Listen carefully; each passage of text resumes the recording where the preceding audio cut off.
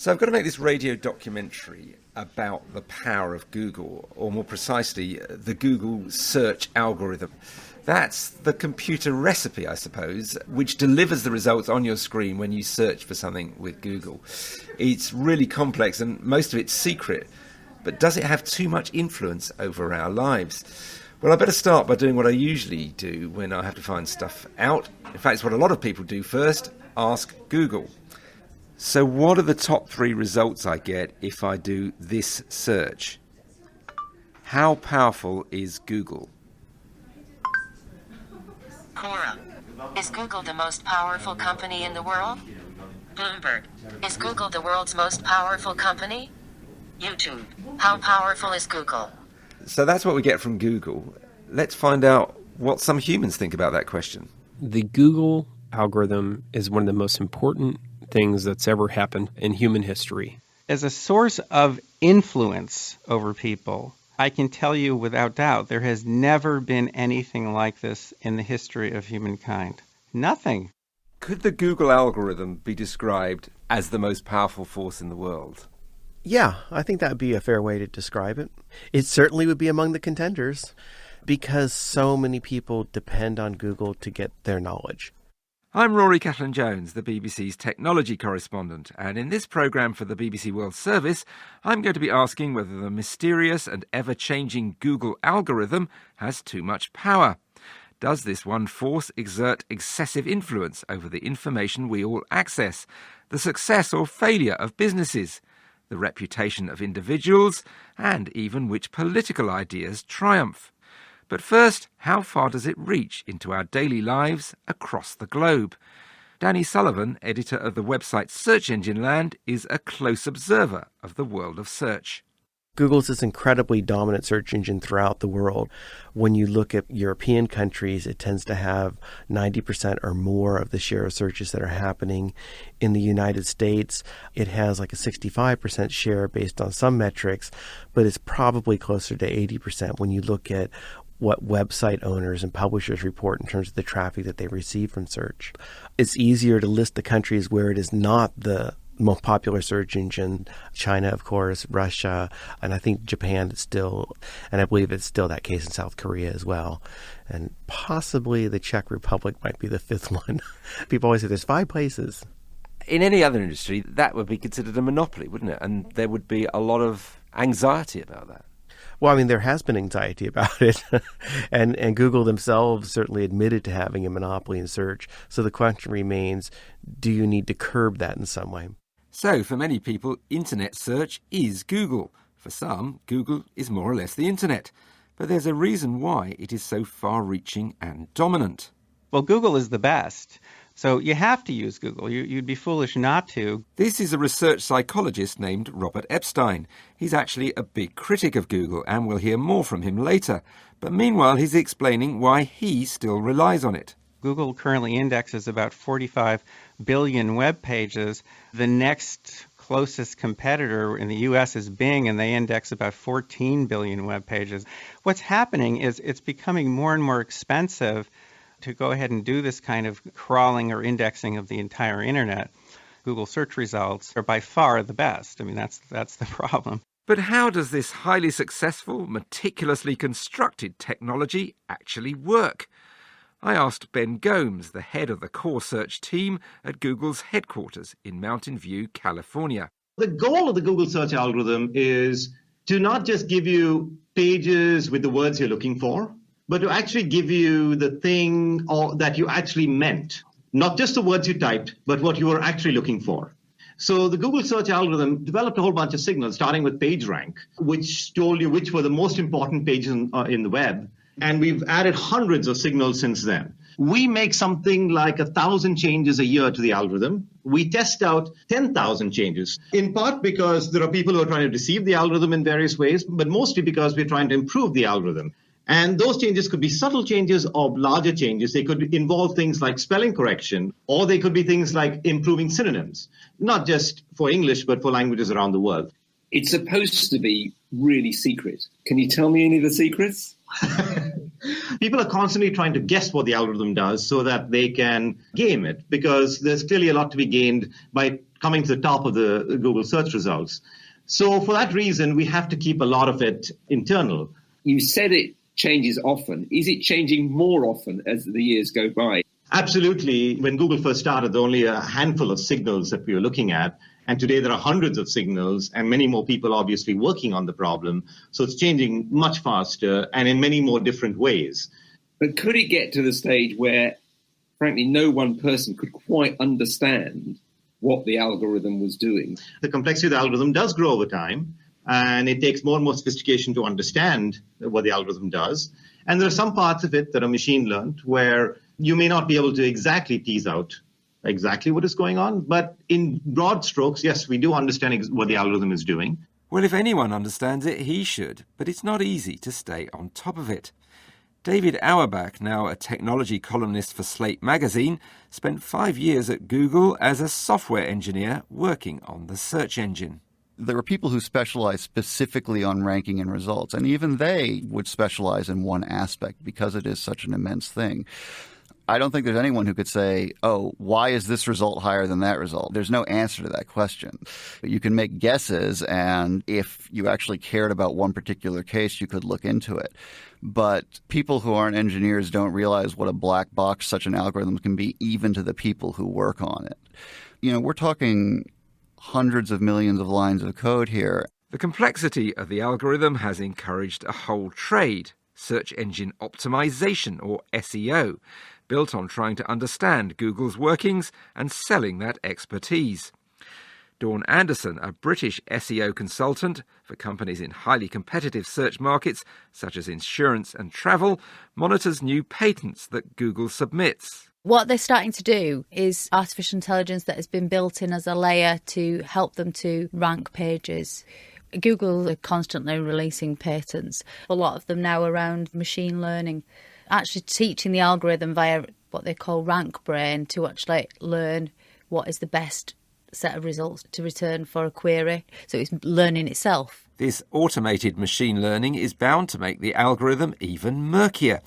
And this is not some ivory tower debate. Just ask Dawn Anderson what difference their search ranking can make for businesses. Massive difference. Very few people look beyond the first page. It's very important to be up there or thereabouts. It's the difference between a company having a presence commercially and not doing. You know, if you sit back and expect that Google's just going to keep ranking your website because you did something positive 2 years ago, that's not going to happen. You have to be continually trying to provide a great service. And if you do something negative, you know, eventually you're going to fall away. You're not going to rank. You're just going to lose all your ranking. You'll lose traffic. You'll lose sales. Around the world, companies big and small are trying to ride this roller coaster, desperate for the thrill of a high ranking and the surge of business it brings, but fearful of falling off. But Ben Gomes wants them to see Google as a friend. We do give advice to webmasters in terms of what they should do for their website in order for it to be ranked well for their own business. One of the things that makes this more complex is that there are a lot of people trying to game the system and a lot of people who prey on the fears of people in these businesses as well. And so there is a constant battle, but we always take a great deal of care of that. We are returning what's most relevant. We always hold ourselves to that yardstick. Is this relevant to what the user typed in? We are trying to give the user what they wanted. Yet Google stands accused of having another agenda in its search results, of using its dominance to direct searchers to products of its own, products which are allegedly inferior. Critics claim that it's biased. Let's try a search. Let's try, is Google biased? Up it comes. Oh, to be fair, the first result, evidence that Google's search results are biased. Business Insider. Well, it's not biased because it's telling us that it's biased. Oh, second one, 5 reasons the Google search bias study is biased. Well, let's get another view. Luther Lowe is Vice President of Public Policy at Yelp, an American firm supplying online local information on businesses. He isn't happy about how Google search has been developing. What's happened over the years is that as the search page has evolved, Google has attempted to put answers, and I'm to myself putting the word answers in air quotes. They put answers on the page Now, in some instances, that makes sense for fact-based information, sports scores, weather forecasts, stock quotes. But when it comes to non-fact-based queries, and the user sees Google Plus inside this answer box at the top of the page, that's where it becomes problematic for consumers. Google is capable of providing the best, but instead they just choose to promote Google Plus over great organic content around the web. Now, I'm going to do a search right now. I've done a search for restaurants, Bury. Bury is a town in northern England. So just to describe what I'm seeing a map. Then I'm seeing a box with 3 restaurants. The top one has got no reviews, then one with 4 reviews. And then under that, I have to scroll a bit. I get the 10 best Bury restaurants from TripAdvisor. So what's wrong with that? So what you're describing, Rory, is part of an evolution of the Google search page. Now, a map is helpful, but it's tethered to information which Google is actually benefiting from. What is going on here is Google could very easily power the box you're describing, the one where there's one that doesn't have any reviews, one with a handful of reviews. They could power that with TripAdvisor, which actually has hundreds and hundreds of reviews by fellow consumers. They just choose not to because they want to siphon that traffic into their own TripAdvisor Yelp clone and build up their own content. And we're alleging that that is basically an unfair and anti-competitive practice. And that's not the only area where Google has been accused of promoting its own products. Google has denied any wrongdoing after it was formally accused by the European Union of unfairly favouring its own shopping services in search results. The EU Competition Commissioner, Margrethe Vestager, says she believes Google is exploiting its market dominance. I'm concerned that Google has artificially boosted its presence in the comparison shopping market, with the result that consumers may not necessarily see what's most relevant for them. This is one of a number of disputes between the European Commission and Google over competition issues, which have yet to be resolved.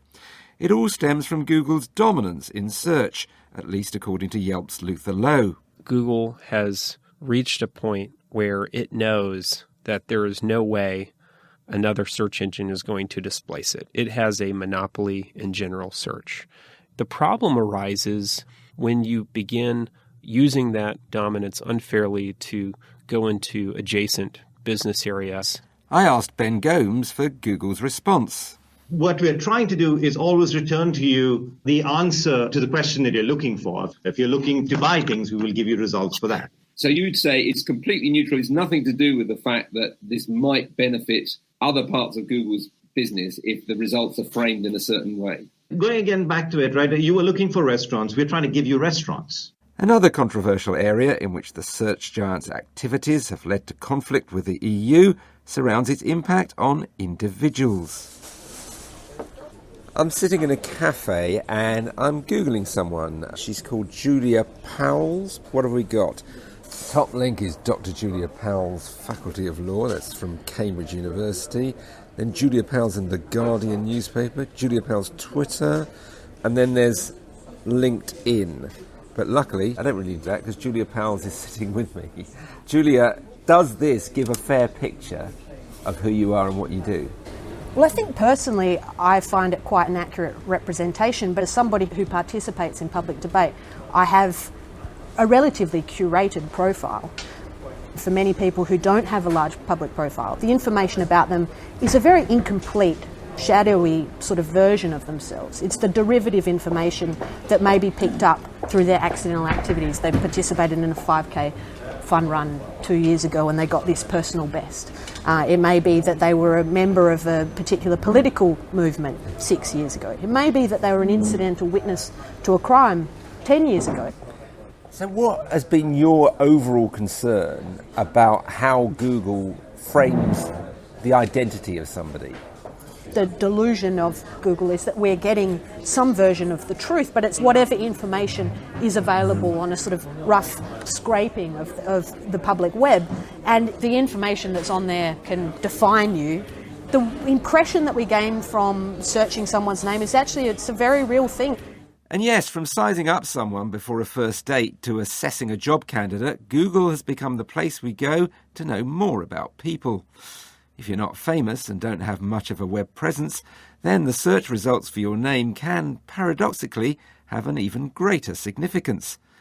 That's what led to a European court case brought by an obscure Spaniard, upset that he was defined by Google as that guy who had to auction a house in the 1990s because he had some financial problems. And that led to the so-called right to be forgotten, which means that aggrieved individuals can ask Google to remove certain search results. Certainly, I have sympathy for people who feel that the search results don't capture how they would like to be presented. Ben Gomes again. But realize we're not trying to frame a person. We are just providing you with a set of results about what has been said about that person on the web, right? So we are merely a conduit to the information about that person that is already out there. But you are by far the most powerful way that people's identity online is framed. But don't you think that the actual information you're getting about the person is on the page that they go to, rather than in the ordering of the pages?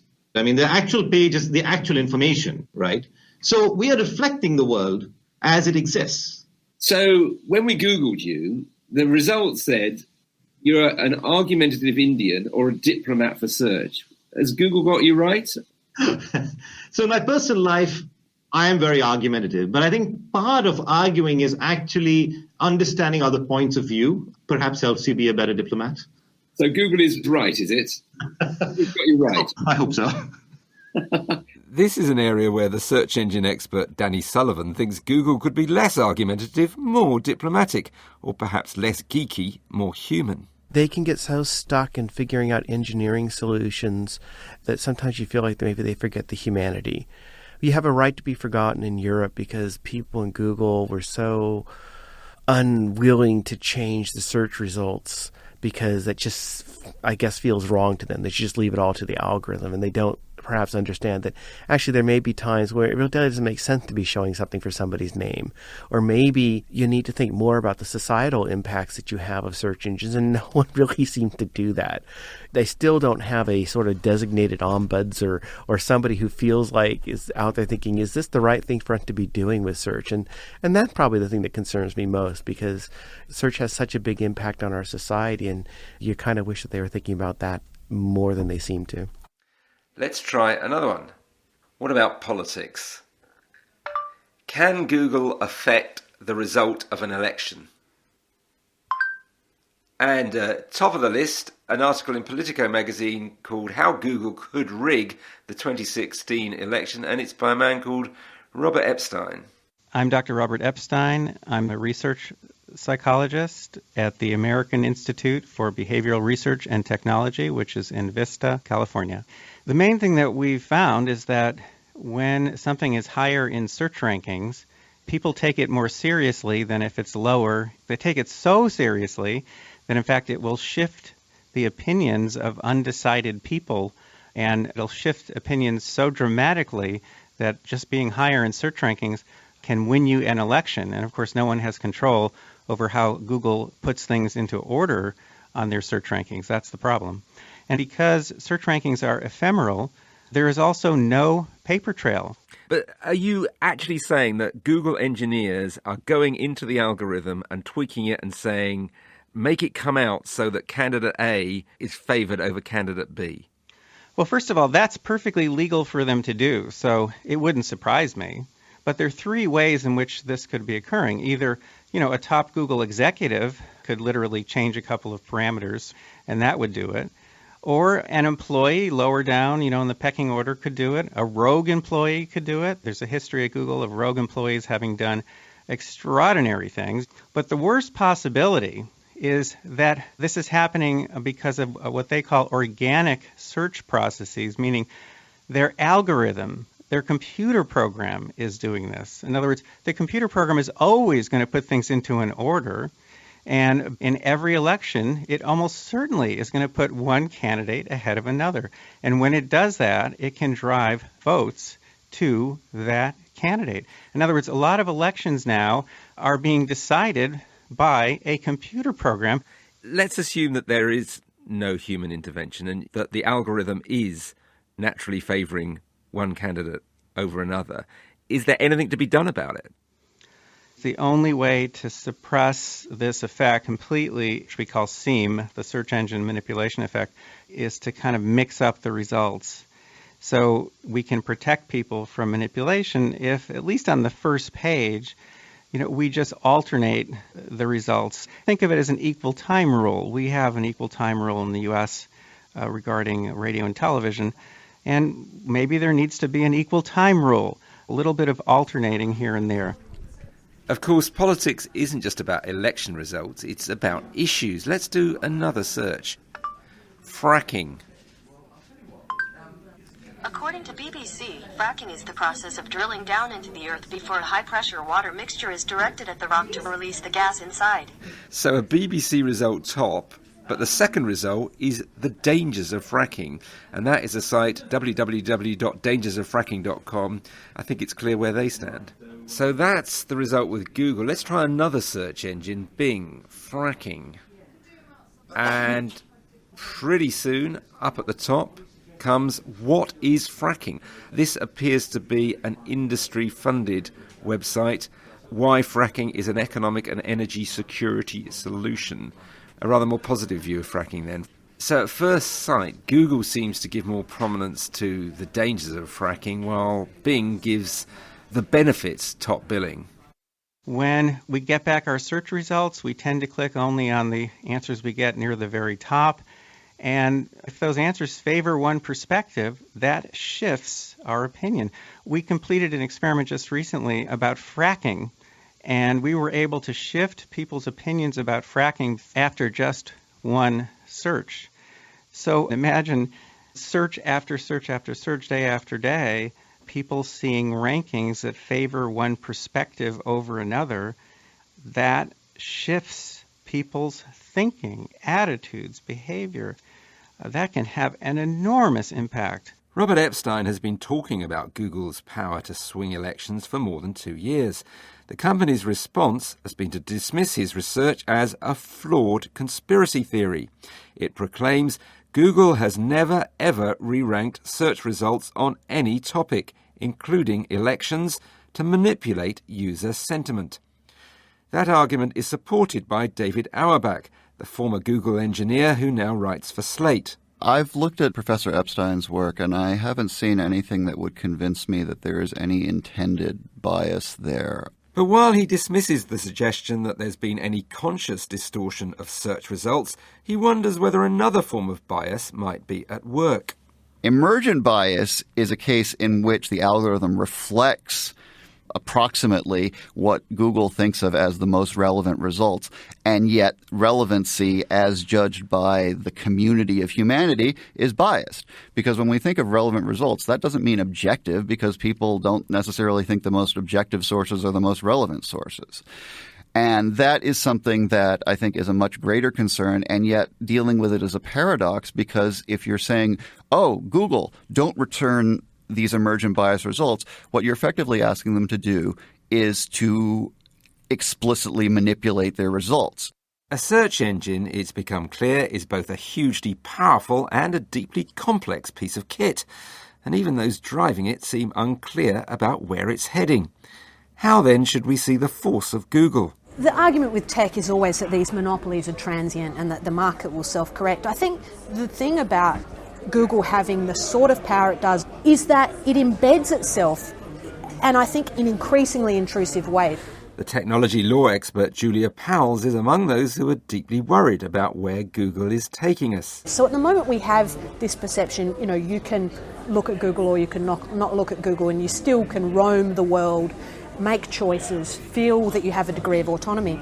All of Google's future ambitions are to move it right into, as Google has expressed its ambition, to give us the answers before we know the questions. And I think that's the thing that's very worrying about what we can see now is incomplete, is derivative, becoming actually something that limits in a way that we can't quite perceive our discovery of the world and each other. And I think that we all hold some anxiety about the extent of that power, but we don't really have solutions. You're saying we trust Google too much? We do indeed. But Ben Gomes, one of the big brains who has spent years developing the mysterious power of the algorithm, looks back to his childhood in India for his vision of what the search engine can deliver for society. See, I come from a third world country. I grew up in a place where the British Council is the only source books. Today, I think what we hope to do is bring the power of that information to everybody. I think our goal is to empower people, because people who have better information, I think, are able to make better decisions. They're able to educate themselves better. They're able to act better in their lives. And that is really fundamentally our goal. That is what the search algorithm is trying to do. But it can change the way people are seen. It can make a business fail or thrive. People allege, I know you don't think this is true, that it could even swing elections. People are imputing a lot of things to the algorithm, but really what it is we're here to answer questions, if you will, to answer the questions that you have. Let's have just one last search. What is the mission of Google? According to Google, Google's mission is to organize the world's information and make it universally accessible and useful. Well, in the course of making this programme, I've made dozens of searches. The results have arrived in under a second. The information delivered to me has been mostly just what I was seeking. But what strikes me is that all around the world, people are doing similar searches, using the same search engine and seeing roughly the same information. Our understanding of the world is being shaped, for good or ill, by just one Californian company. And that is just a little bit worrying.